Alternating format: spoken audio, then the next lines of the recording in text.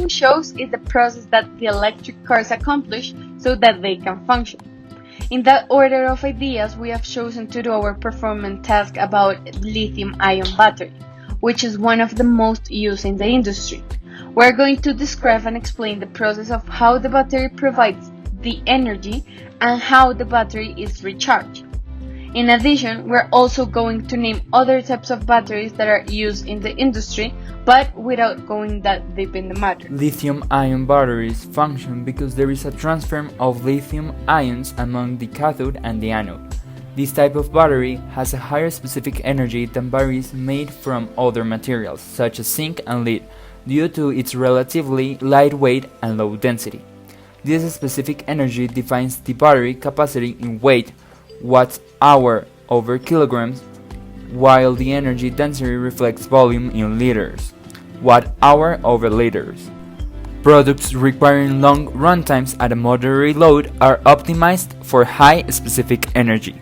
Also, these batteries are more stable in their cycles of charge and recharge due to the small radii of lithium ions, which causes fewer disruptions of the electrode structure during ion transfer.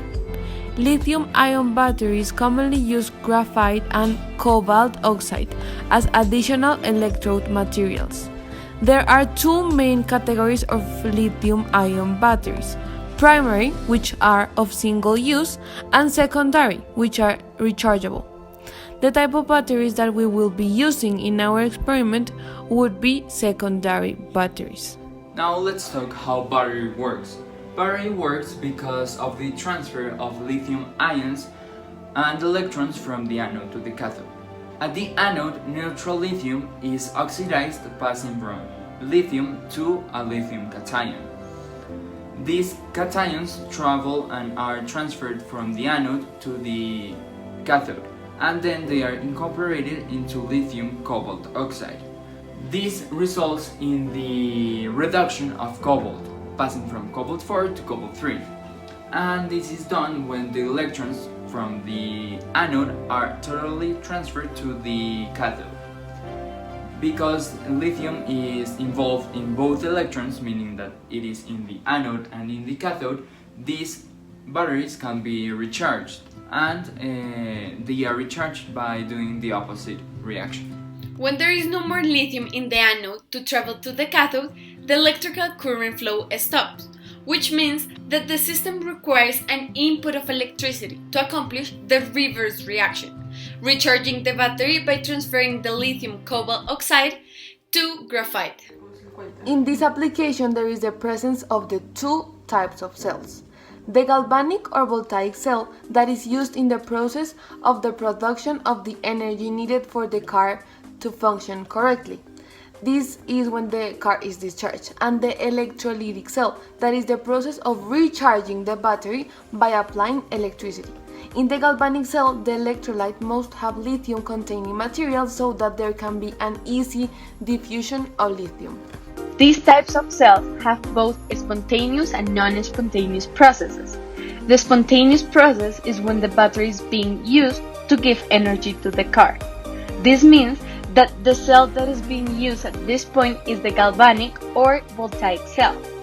The second process is used when the battery is discharged and it needs energy to be recharged again. This will be the electrolytic cell, since it needs to absorb free energy from an electrical source to drive a non-spontaneous reaction. The standard cell potential in this case will be 3.05 minus negative 3.05, giving us 6.1 volts. These values are the ones for lithium, because in these batteries, lithium is both oxidizing and reducing, meaning that it's giving the electrons in the anode, passes to the cathode as an ion through the electrolyte and a permeable surface, and in the cathode it receives the electrons and reduces, becoming part of the lithium cobalt oxide. The lithium-ion batteries have a lot of advantages compared to other efficient batteries, like the nickel-cadmium and the nickel metal hydride. One of these advantages is that it has a high specific energy density and also a high volumetric specific energy, meaning that these batteries are very light and they have a smaller size, making them easy to store and use many of them, like in the electric cars, occupying less space without changing the performance. I quote, "They can deliver large amount of current for high power applications, which has lithium-ion batteries are also comparatively low maintenance and do not require scheduled cycling to maintain their battery life."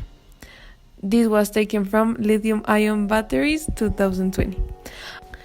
Also, these types of batteries have no memory effect.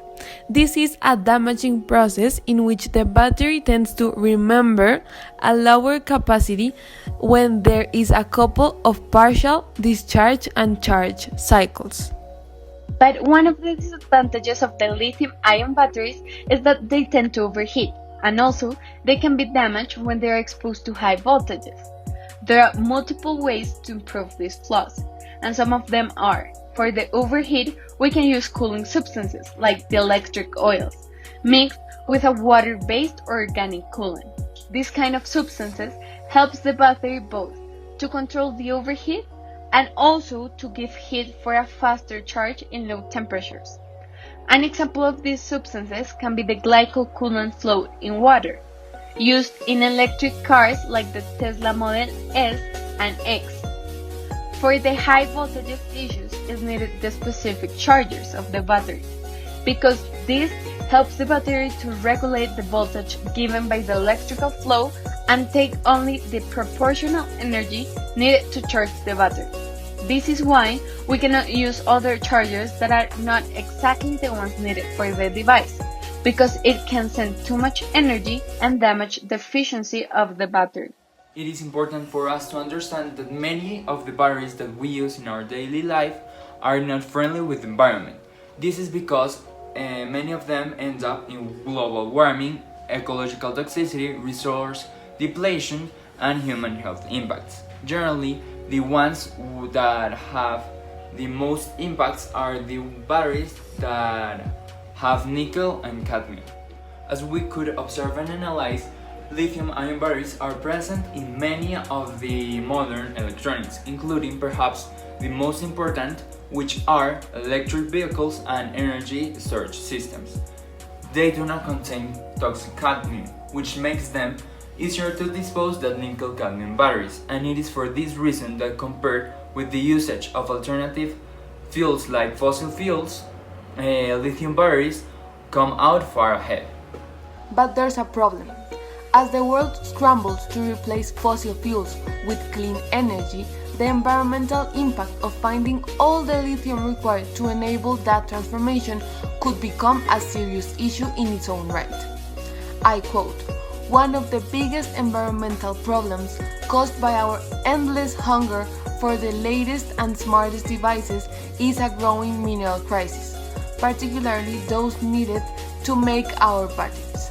The soaring popularity of electric vehicles is generating enormous number of spent lithium-ion batteries and pushing manufacturers to create new ones. Industry analysts predict that more than 10 million metric tons of these batteries will reach the end of their service life by 2030. Due to technical and economic barriers, less than 5% of them are recycled today. That's why we can conclude that lithium-ion batteries are eco-friendlier than batteries with nickel-cadmium, but also it is important to consider that they have a negative impact toward the environment.